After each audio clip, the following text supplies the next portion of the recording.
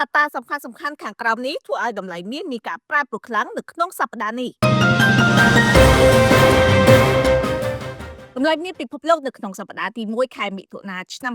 2026ត្រូវបានអ្នកវិភាគរំពឹងថានឹងបន្តមានការប្រែប្រួលខ្លាំងដោយសារឥទ្ធិពលពីទិន្នន័យសេដ្ឋកិច្ចសហរដ្ឋអាមេរិកនិងហានិភ័យភូមិសាស្ត្រនយោបាយអ្នកជំនាញព្យាករណ៍ថាតម្លៃមាសនឹងផ្លាស់ប្ដូរក្នុងកម្រិត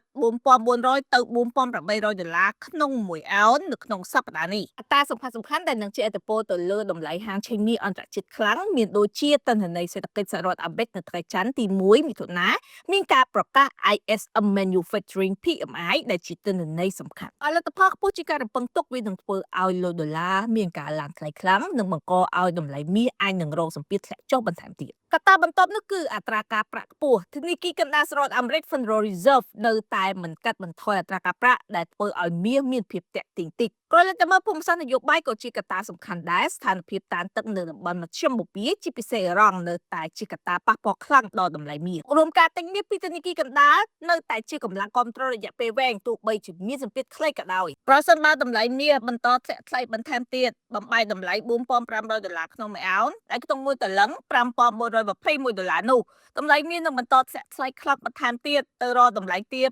4400ទៅ4200ដុល្លារក្នុង1អោនវិញផ្ទុយទៅវិញប្រសិនបើមានការកើនឡើងបំបីតម្លៃខ្ពស់4600ដុល្លារក្នុង1អោនដែលក្នុងមួយតម្លឹង5542ដុល្លារនោះតម្លៃមាសនឹងអាចបន្តមានការកើនឡើងខ្លាំងបន្ថែមទៀតទៅរកតម្លៃខ្ពស់បន្ទាប់4800ដុល្លារក្នុង1អោនក្នុងមួយតម្លឹង5783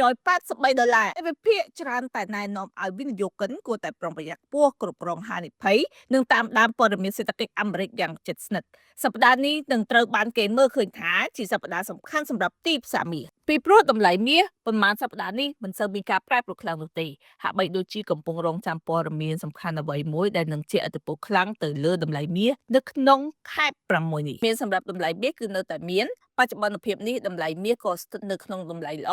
សម្រាប់អនុលោកស្រីដែលចង់ទិញមាសទុកធ្វើជាទ្រព្យក៏ដូចជាទុកសន្សំក្នុងរយៈពេលវែងសម្រាប់អនុលោកស្រីដែលកំពុងមានចម្ងល់ចង់ចេះកក់មាសតាមរយៈប្រព័ន្ធធនាគារនិងបើកគណនីកក់មាសអាចធ្វើការទំនាក់ទំនងនេះខ្ញុំស្រាលសាន់ដេតាមលេខទូរស័ព្ទនៅខាងលើដើម្បីទទួលបានការប្រឹក្សានិងការបើកគណនីកក់មាសដោយឥតគិតថ្លៃ